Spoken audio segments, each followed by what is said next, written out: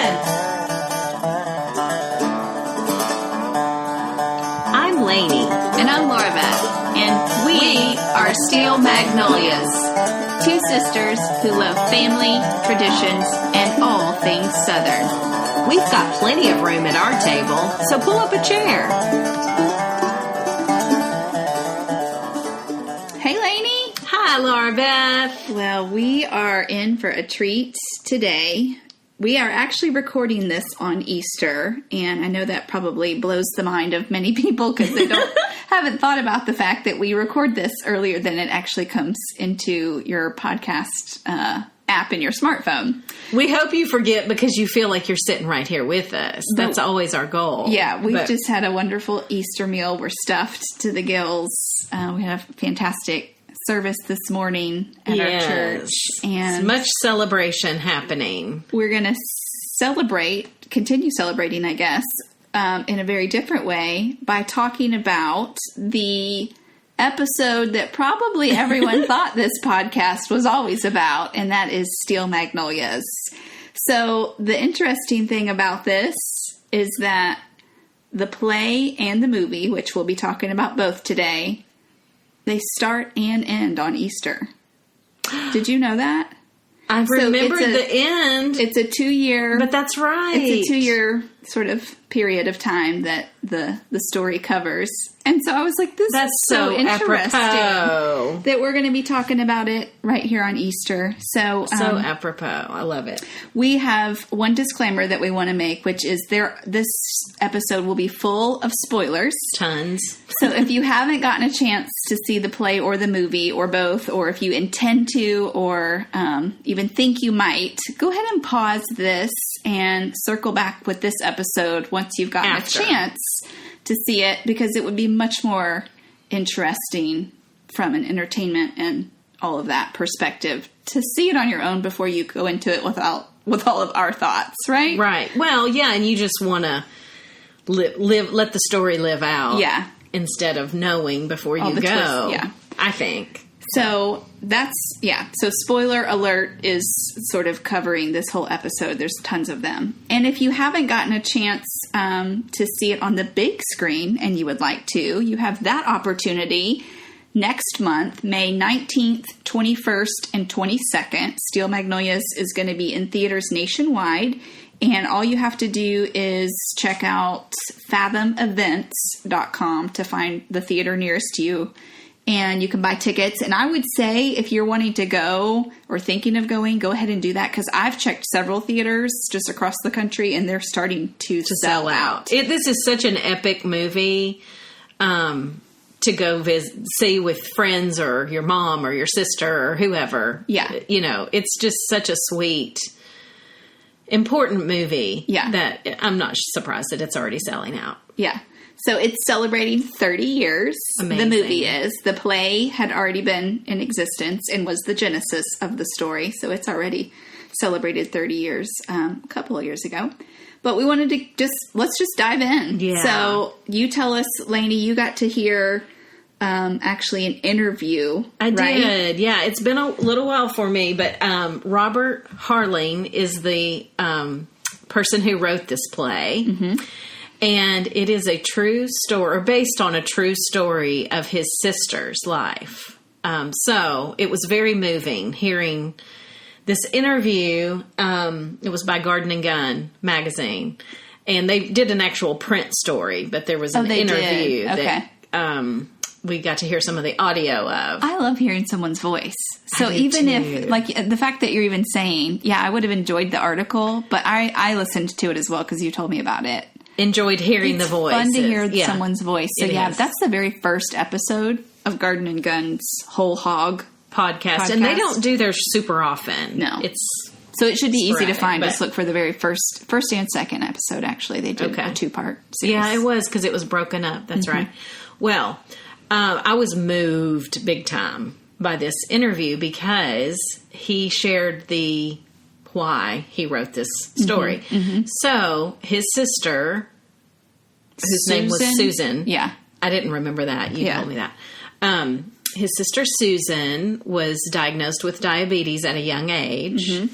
and was just this personality type of you couldn't keep her down. You couldn't tell her no. She wasn't supposed to do something. I remember him sharing a story that she was a majorette, which is a big deal in a lot of southern states. They grew up in Louisiana. Yes.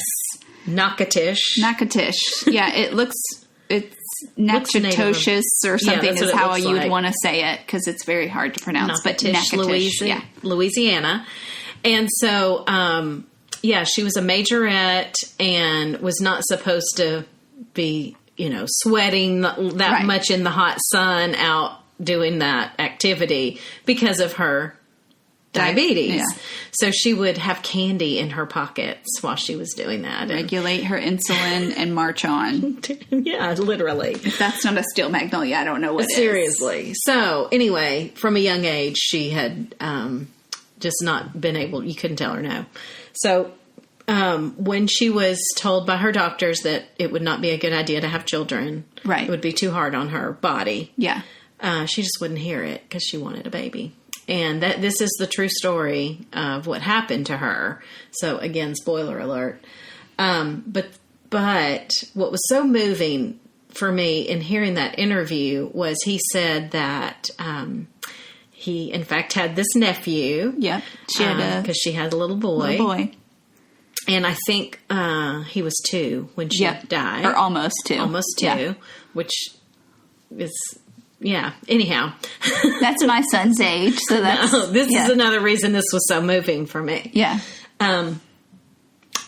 So in real life, his this author's brother-in-law or his sister's husband got married shortly after her death. From so like I think you said 5 months. I think it was like 5 months. Yeah. So he had remarried, and this author was saying, she was a nice woman. It had nothing to do with that, but he heard his little nephew call her mama.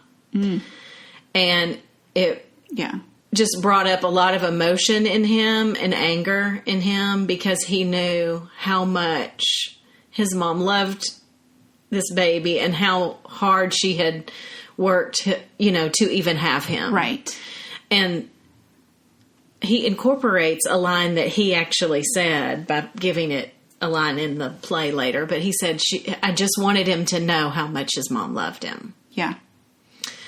And so, anyhow, that caused him to have a lot of emotion. And in talking to some of his friends who were, I believe, playwrights. Yes, I do think this was like a little actor's circle. Yeah, a friend. Playwright circle. They were like, you need to write this story for this boy nephew. To know this.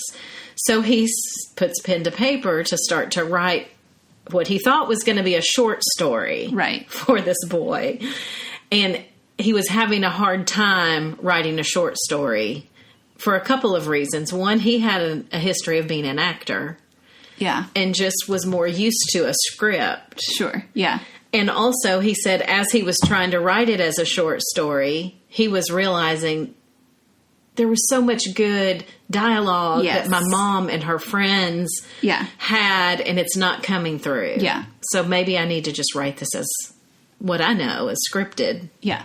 In the form of a play. And that's what came out. And so that whole story, the play itself, lives in the setting of the beauty shop. So, the entire thing is at Truvy's beauty salon. So we got to see that a couple of weeks ago here locally, and I would say if it comes near you, definitely go see it. It's fantastic to get to see what actors can do in the setting of the beauty shop. Unbelievable. Because in my mind, when we were going to see it, I was like, how can you fit everything, all the multiple scenes that I know of from the movie? How can you keep that all contained in one beauty shop? And it's very interesting. It is. And well done. Because I know I saw the movie first. Yeah. Because I remember seeing this in the theater and having a very emotional experience, seeing it with my mom and Miss Campbell.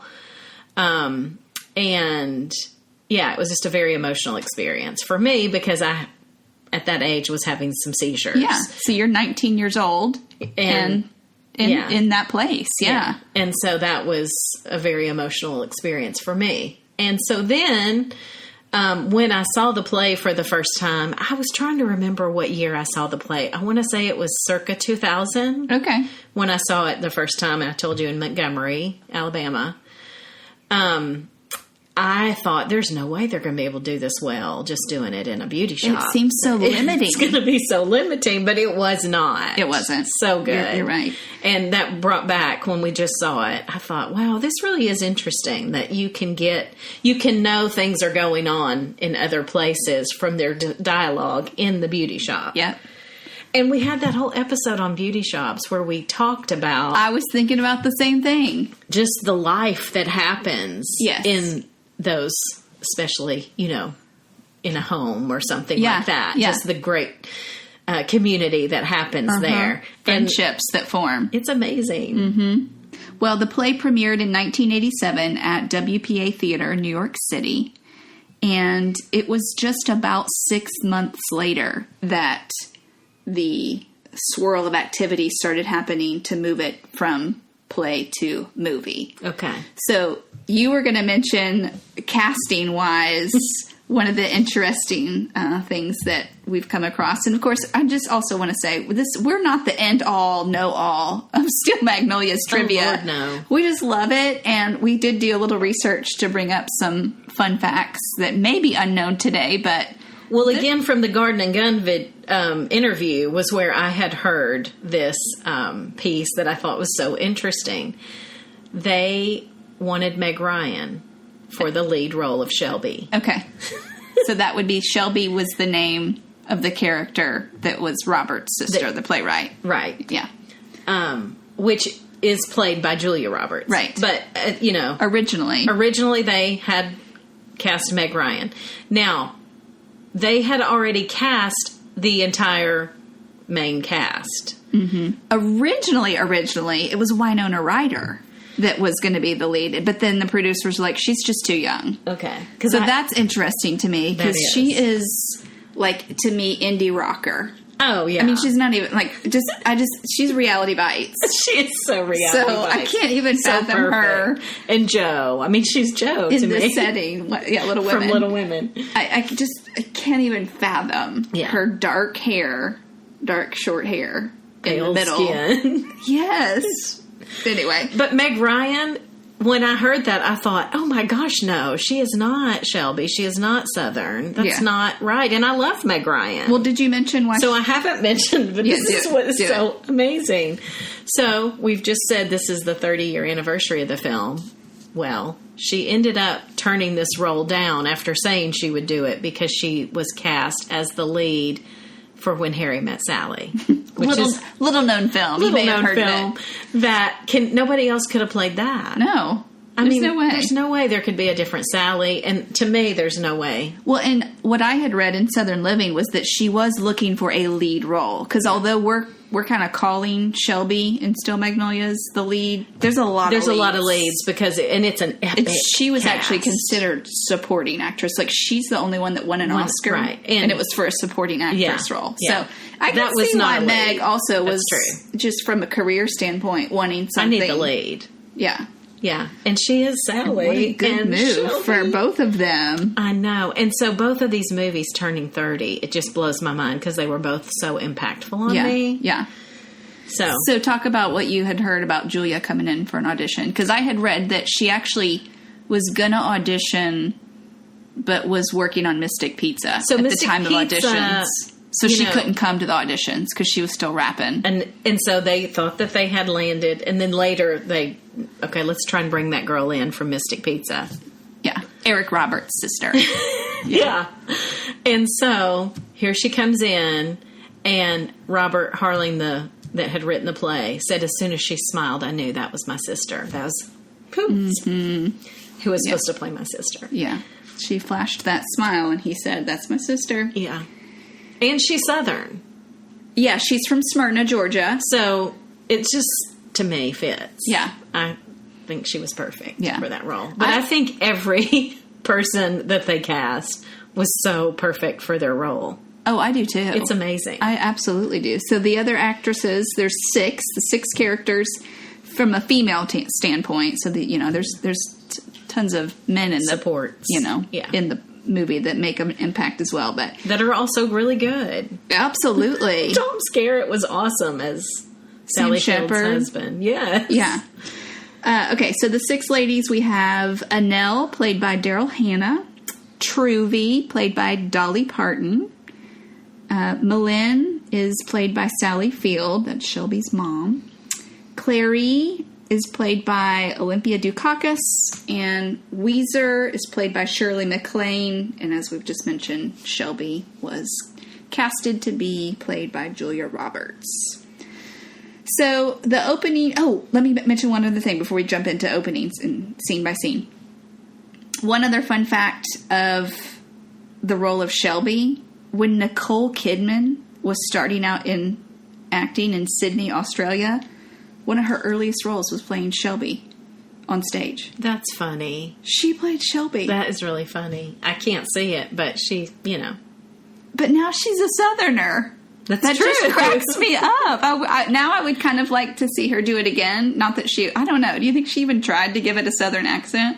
I don't know. That seems like that would be a struggle. Yeah, it does. How did you feel about the accents?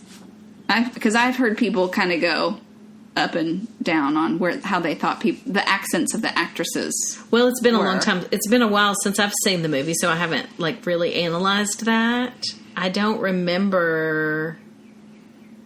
I think anytime Clary was pretty good, wasn't she? Oh, yeah. She was good. Dolly's Dolly. Dolly's Dolly. She just had to be Dolly. There really was no acting there.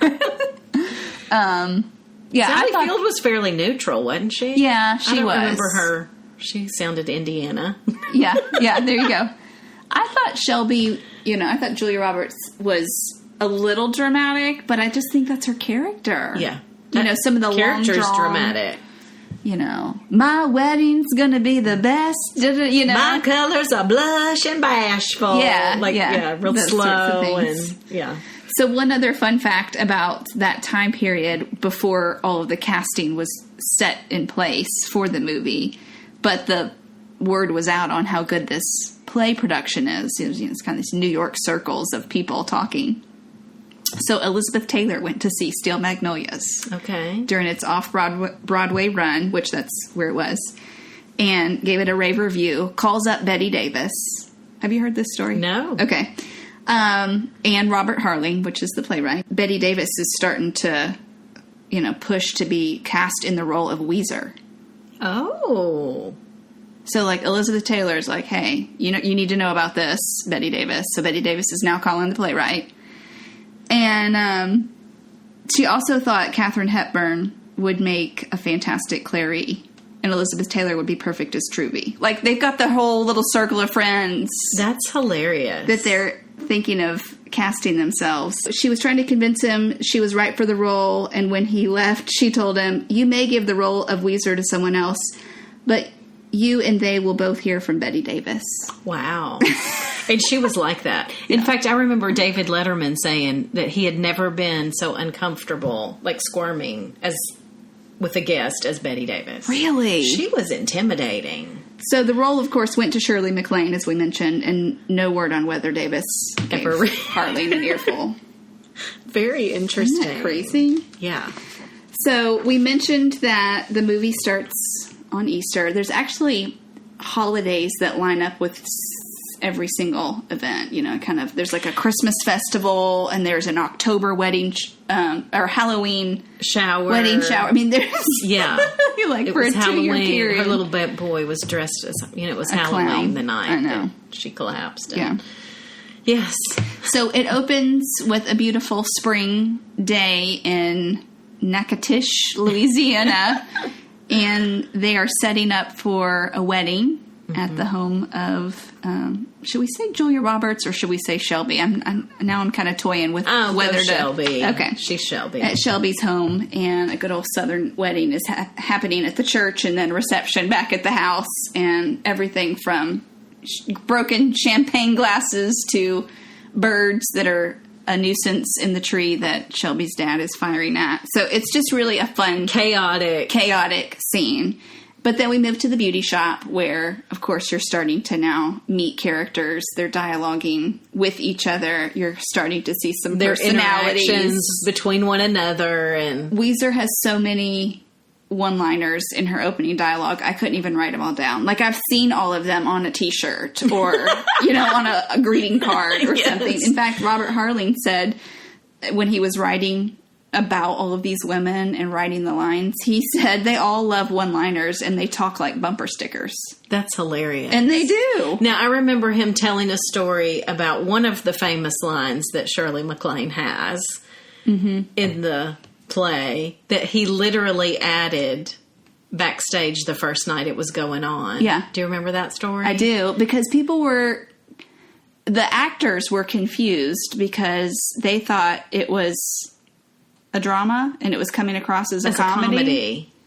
Well, at one point, the actor that was playing Weezer said, Weezer would not just stay quiet in this moment. She has to have a comeback. Yeah. And he, at the last minute, wrote in. Well, first, before you say that, Mei Lin had said to Weezer, come down to the guidance counseling center. Yeah. If you're really feeling that way about things, you should talk to somebody. So she's encouraging her to come down and get some counseling for all the things that she's complaining about. Her line, I don't have it written down here, but it's something about... I'm not crazy. I'm not crazy. I've just been in a bad mood for 40 years. So that was the line that he came up with backstage. Yeah, but that should be her response. And that's crazy, too, because, I've never even been an actor, but I get that when you're so immersed in a character, like you are trying to become that character, and you recognize things like my character would stand there and just be like, the good advice. Yeah. Yeah. So that actor recognized she would need not only a comeback, but like a feisty one. Feisty, funny one. Yeah. And that one stands out to a lot of people as a favorite. It does. So, beautiful wedding. I don't know if you want to say anything about that because I was about to move past it, but it was when you say beautiful, it makes me laugh though because it was beautiful in the 80s. Sure. Now when I look back on it's actually ridiculous, quite tacky. Well, and they even say that in the movie. The mom is kind of joking that the whole church has been covered in Pepto-Bismol because she's so into pink. It's her signature color, as she says. So. But yeah, the dresses, big. Did all the bridesmaids wear pink hats? Yes, they all had pink hats on. It was very... You remembered that one well. I remember that. But it was very Southern. She had a dozen bridesmaids. I don't know how many, but it seemed like a dozen. Which that's, especially, what is she, 21 getting married? Mm-hmm.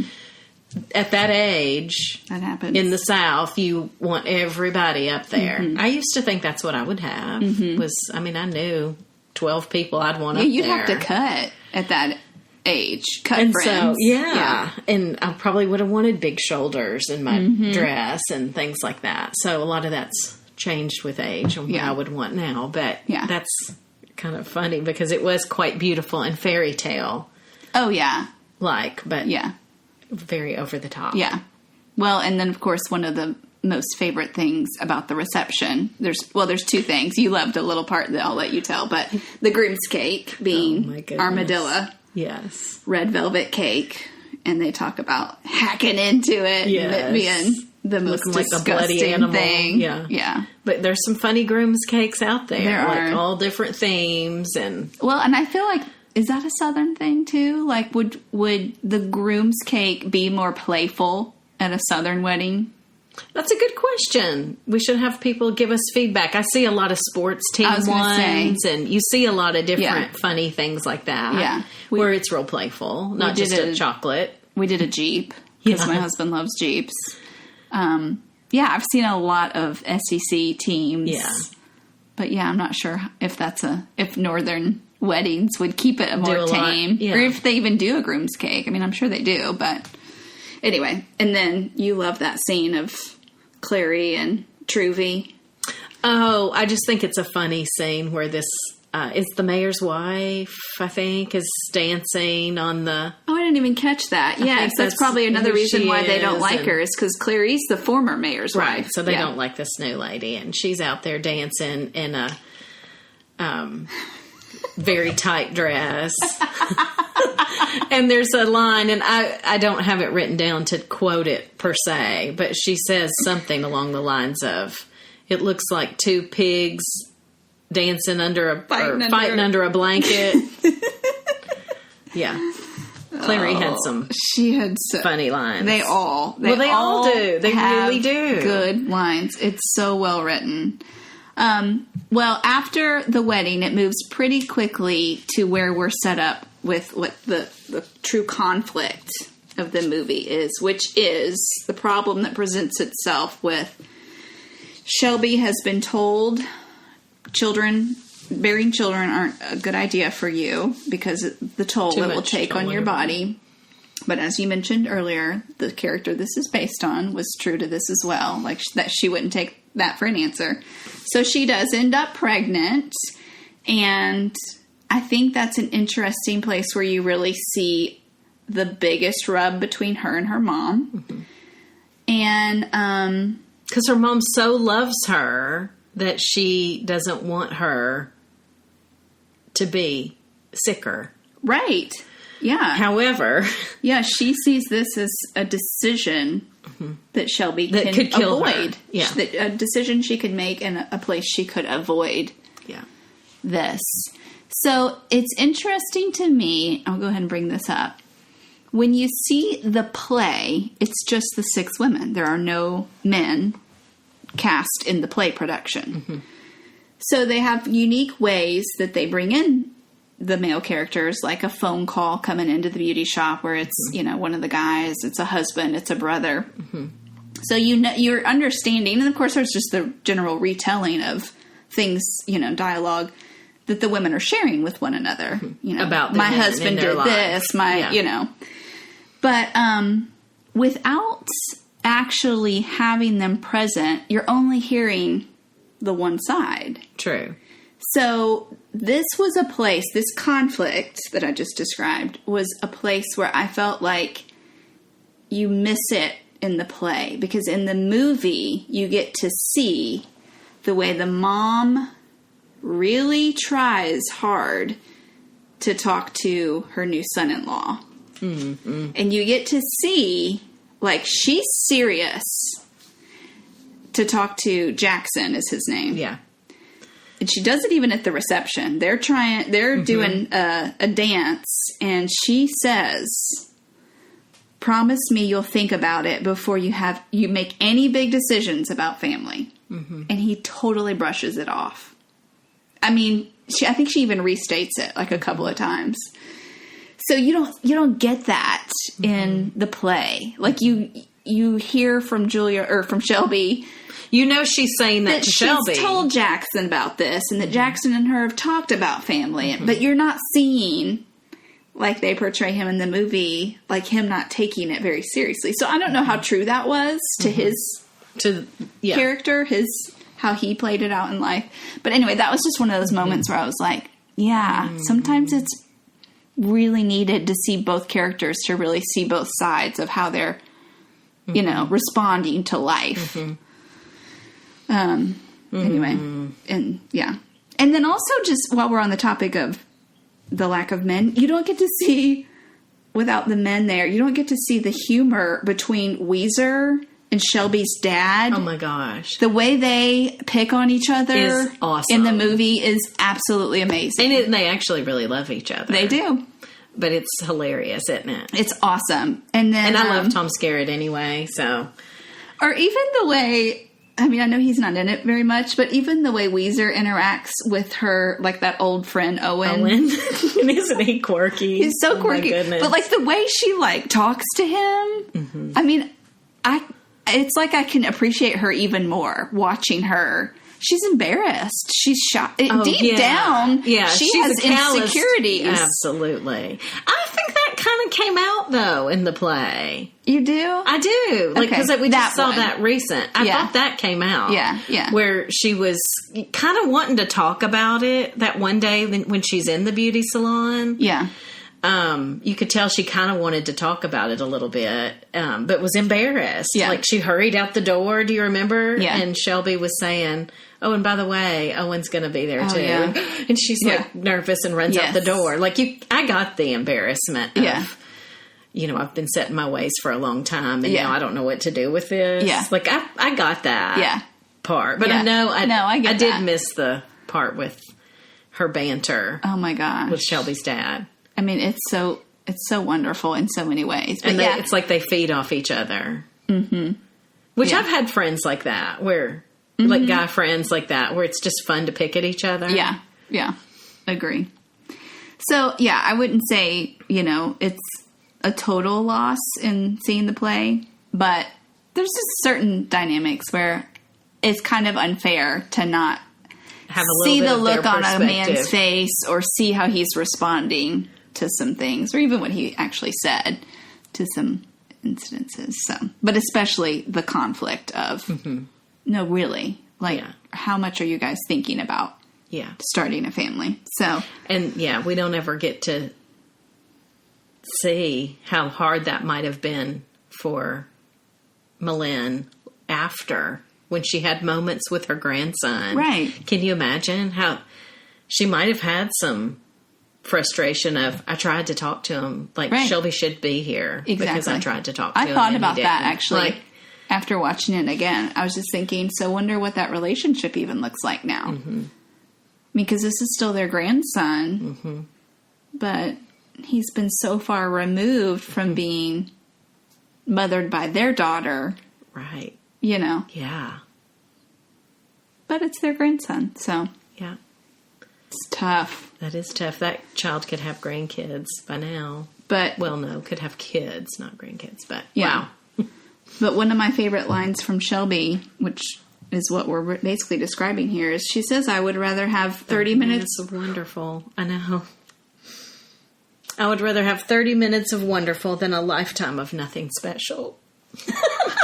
Crack. I had to, when we watched the play at the at the pool tight, I had to turn all the way around from the person I was sitting next to because I heard like a crack coming in my cry.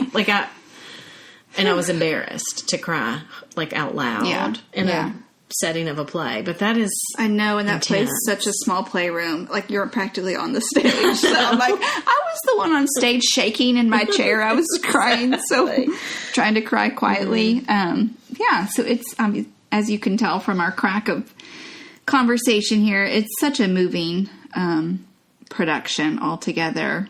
So many good lines in this. Do you have good lines or favorite scenes? Few, and again, these were just off my cuff. I didn't have, I was just trying to remember.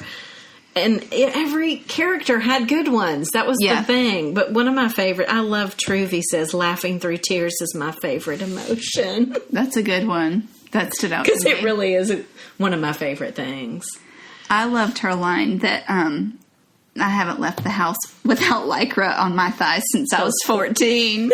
And that actually pertains to the lady in the tight dress that they were commenting on. And she needed a girdle. She needed a girdle. And, they were making fun, kind of saying, I'm sure she paid a lot for that dress. She didn't take time to wear a girdle under it. Yeah, Clary was actually commenting that was a good thing, that Truvy's been wearing a, Lycra on her thighs that long. She meant she was raised right. These are the kinds of things that Southern women just wanted to look nice. It didn't matter if it was comfortable. Right. It was a matter of, did it look good? Oh, we're at the end of Easter afternoon. I'm still uncomfortable I'm still sitting here in my dress. So. I'm at my house, so I was able to change clothes. Yeah, I've changed out of my shoes, but my dress is still a little snug. Truvy also, of course, being the owner of the beauty shop, she says, I don't trust anyone that does their own hair. I don't think it's normal. And didn't she have a line, too, that was like, she was saying to Annelle, oh, you did your own hair? I can usually tell a bottle job from at least 30 paces. She did say that. And what's hilarious is her hair looks awful. Like, that, it's streaked. Annelle's hair. Yeah. Oh, my goodness. Her character cracks me up because she's so awkward and quirky in the beginning, but, like, settles into herself a little bit more later into the play, to where she's even making funny cracks at Weezer. She gets a jab at Weezer at the end, and they're all so proud. Especially Clarice. Another one of my favorite lines that Truvy says is she's talking about her son's girlfriend that had come around, and she said, well, the nicest thing I can say about her is that all her tattoos are spelled correctly. That actually made the trailer. I rewatched the trailer again. Yeah. And I did. So I rewatched the trailer, not even just the one I said was in front of To Kill a Mockingbird. And it is St. Elmo's Fire. I can't believe it. I just don't understand. That is so How can you do that? Anyway. You know, there's no such thing as natural beauty. Another good Truvy line. I've got, well, some of these are serious and some of them are funny. That's the interesting thing about this movie is they're all over the place. They're encountering really hard things, and then they would go there for a second, but then they would cut it with something funny. Yeah. Usually Clary. It's funny that you kind of need each other, too, and that's in real life. Sure. Like, where somebody's bawling and then somebody will say something funny. Like, you kind of need that. Well, that's what we need each other. I think even friend groups kind of know, like, they're probably even eyeing each other, like, okay, so, you know, deep one, get in here and offer some words of wisdom. Okay, it's gotten heavy, funny one, come in here and slice that's right. tension. Making eyes at each other. If somebody it's time for you to step up and do your thing. That's right. Gosh, I loved this too, this part. Truvy's having a conversation with Clary, and she says, she's talking about Annelle. I kind of like hiring somebody with the past. Oh, yeah. And Clary says, she can't be more than 18. She hasn't had time to have a past. And Truvy says, oh, get with it, Clary. This is the 80s. If you can achieve puberty, you can have a past. Well, that line hit me as funny when we saw the play. Yeah. And I was thinking, well, I was 19 when I watched the movie, so I probably didn't think that was funny at all. Like, that's right. What does that mean? But, man, yeah. But watching it now, I'm like, that's right. How she hadn't had time to have a past. Yeah. That's so funny. Oh, man. Yeah, they were really ready to have Annelle come in as the fresh meat in their beauty shop. Give us the scoop. Yeah. You don't know if you're married. Like, it is so funny, that whole part. Do you have any favorite scenes that stood out in either the play or the movie? So, I went back and, well, the line that stands out to me, very serious scene. In the movie, it's right after. It's in the graveyard at the cemetery. In the play, it's in the beauty shop. In the beauty shop, yeah. But it happens in both. Yep. I want to know why. I want to know why.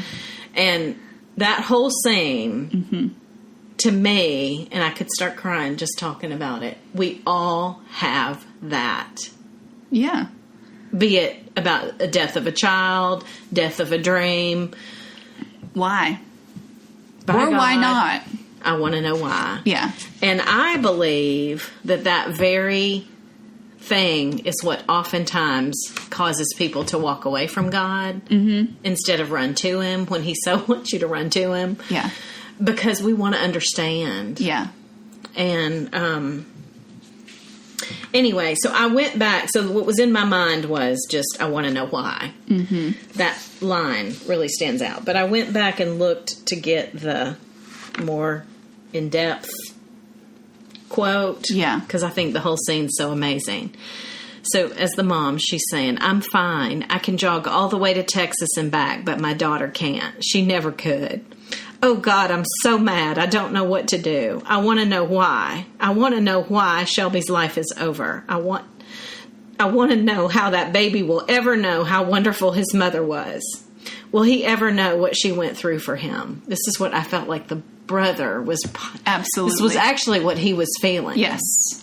And so he's getting it out on paper as it's his mom. Yeah. But it's really what was in his insides when that baby said, Mama. Agree. 100% agree. I want to know why. Lord, I wish I could understand. Mm-hmm. And I just think we all come to those moments in life where we're like just screaming out. Mm-hmm. And do you know, I heard from the playwright, I heard him say he didn't know where to go from then. Like when he was writing that, he wrote that, and then he didn't know where to take the next few lines. So he actually has a sister as well. And she helped into the scene, and she wrote the line about, I just want to hit something. And then they pull in Weezer. Here, hit her.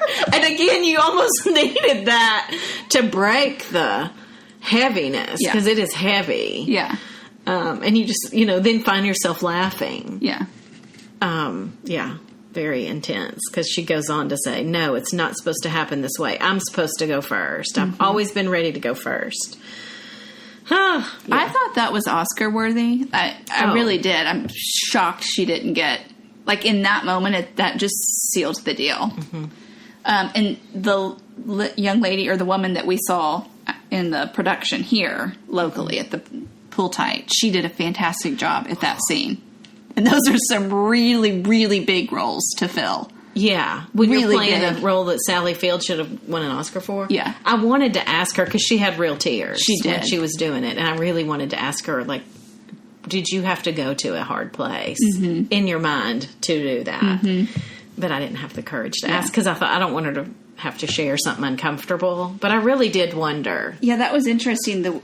Just happenstance, the way that we were seated in the theater, we happened to be facing her. Because there was a whole, it was like L-shaped. There was other times we weren't. So there was a whole side of the room but we got that was just seeing a profile or the back of her head. And we were, 20 feet away from her, looking at tears running down her bawling, face. I know. Trying to not have noise with it, because that's how I cry sometimes, especially about heavy things. Whew, so that, and then there's another part that, did you want me to keep going with? Any other favorite scenes? Yeah. So another scene that I love, it's Malin again. And in the movie, it's the hospital. Yeah, I wrote that was my favorite scene. I find it amusing, that part where she says, I find it amusing. Men are supposed to be made out of steel or something. I just sat there. I just held Shelby's hand. There was no noise. No tremble, just peace. Oh, God, I realize as a woman how lucky I am. I was there when that wonderful creature drifted into my life, and I was there when she drifted out. It was the most precious moment of my life. Yeah. See, and that was my favorite scene so I broke it down in favorite scene in the play and favorite scene in the movie. So that's my favorite scene in the movie, because you don't see that in the play. And that was tough for me to see the play without including any of the hospital scenes. She says this line, though. I know, but all of the time in the hospital, where she's doing physical therapy on her. She's reading beauty articles. Yes. She's, showing her pictures of her son. Yeah. Like, open your eyes, Shelby. Open your eyes. Yeah. Oh, God. So, walking through all of these things, trying to speak life back into her. And then you can feel the exhaustion from the mom. Yeah. In the movie when you're watching. So I definitely missed that from the play, because that's my favorite scene where her mom has given her so much, not just support. She's literally given her a kidney by this point that has now failed. Yeah. And so, and they say in the movie even that the kidney transplant is going to be much tougher for mom than daughter. But yeah, she's had to. So you just know the exhaustion and the toll that's happening on mom. And then, just very emotional. Hour by hour, and she even says, at the encouragement of somebody, maybe even her husband, like, why don't you go home, get a shower, get a good meal? She was like, what if she wakes up? It's that moment that she wakes up. Yeah. Yeah. And I've had quite a few health challenges myself where I had a mom that was like that too. Yeah. And so that's interesting that I was watching this in the theater with mom and I watched it again with her. Yeah. And just about a year ago or something, and she said, I never want to watch this again with you. Mom's done watching Steel Magnolias. She's lived Steel Magnolias in many ways. Not exactly, but... So I didn't pick a favorite scene in the play. I just wrote down, in general, that the beauty shop really drew me in. Mm-hmm. So, like... Obviously, the beauty shop is a component of the movie, but I wasn't as drawn in watching it in the movie as I was seeing it in the play. Like, I felt their friendship. Mm-hmm. It was like a home where they did so much life together. Yeah. I felt even like a desire or a hope on my own end of like, I wish I had a beauty shop like that to go to. Like, I didn't think that when I was watching the movie, like, oh, I wish I had access to Truvy's place. But I did want that when I saw the play. I was thinking, oh man, if Truvy had a beauty shop here in town, I'd kind of want to go. Yeah. So, and if it was Dolly Parton, I mean, the line would be so long we'd never get in. Well, one other funny line, because I want to also have some fun. On a funny. Well, can I jump in before we do that? Before we leave the hospital discussion too, I did find this, and we talked about how this whole experience was for Robert Harling to get some healing. Like, he was getting words out and emotions out on pen and paper. So we talked about that, but I had never heard this until we started doing research for this. So Robert Harling, he was, I guess, on set a lot while they were shooting the movie. They shot it in his hometown. So all these major stars. Can you even imagine in a tiny town what that must have been like? I didn't look up their population or anything, but like running into Olympia Dukakis at like the yogurt shop in Natchitoches. Like, oh, hey, Shirley MacLaine. Did you, need any help with your whatever? Yeah, I'm freaking out if I'm seeing these kind of stars. So obviously his family's there. Robert Harling's family is around too. I mean, because since they shot it in his hometown. Well, his mother was on set at the hospital. Wow. I don't know if I'll be able to get through this. Harling wanted his mother to leave the set when they filmed Julia Roberts' death scene, but his mother insisted on staying so she could see Julia get up and walk away. I said, I can't believe you put yourself through that, Harling recalled saying to his mother in an interview with the Huffington Post. But Julia had become so special to my parents, she took some peace with that. Also, the nurses and other hospital staff seen in Julia Roberts' life support scenes are actual medical professionals who tended Harling's sister. Oh my gosh. Wow. Wow. Oh, how am I going to edit this? I was crying for all of it. I'll have to do some work, but... Well, we just are real. Yeah. I mean, I think every time we're real, but this is just hits pretty close to home for a number of reasons. Yeah. So, we did want to mention, well, you had some funny things to mention. I just wanted to end funny, because this is like... literally crying. If somebody's driving to work and you're listening, I want you to laugh at the very end. And this is a scene that made me laugh. Clary is talking with Weezer. Yeah. And she says, you would be a much more contented, pleasant person if you would find ways to occupy your time. And Weezer says, I'm pleasant. I saw Drum Eatonton this morning at the Piggly Wiggly, and I smiled at him before I could help myself. She threw in a couple of other words that I didn't. But Drum being Shelby's dad that she's been at odds with the whole film. Yeah. I just thought that was so funny. I'm pleasant. I smiled before I could help myself at the Piggly Wiggly. Oh, my goodness. Well, I know we mentioned at the beginning, but do take a listen to that Garden and Gun podcast with Robert Harling. It's really good to listen to him talk about from his perspective. But even more importantly, see this movie or play if you haven't, because it is the epitome of the Southern life. And it is. And if you're a super fan and you're wanting to go on a road trip, you can actually visit the Steel Magnolias house in Natchitoches, Louisiana. It's far from here. I looked it up. I mean, it would be quite the road quite trip. The commitment.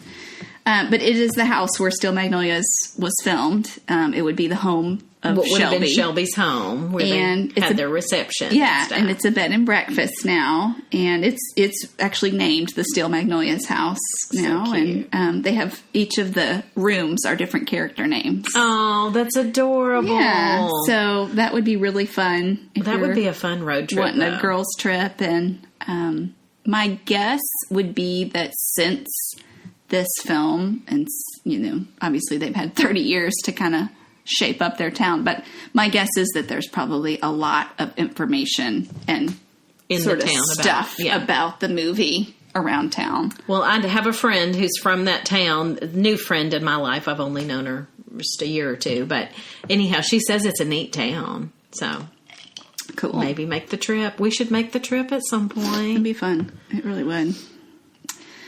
Well, goodness, it's been a fun one, a tearful one, but a laughter one. That's right. As well. And we did want to make sure and do this episode because it's part of our namesake, and we love the film. We love what it means to the South and what it has said about and shown about Southern friendships. And I had my first Easter egg hunt for my nephew today, and that's how, towards the end of the movie, That's how it ends. what happens. Life So continues. It was It sure does. a sweet thing. All right, guys. Well, we hope that you have a great week, and please do share this episode with any friends of yours that you think might enjoy it. We have so enjoyed getting some feedback from you guys and Yes. hearing just all the different things that we're stirring up in your love of Southern culture. So find us on social media and interact with us. Absolutely. We love that. All right. Y'all have a good one. Bye.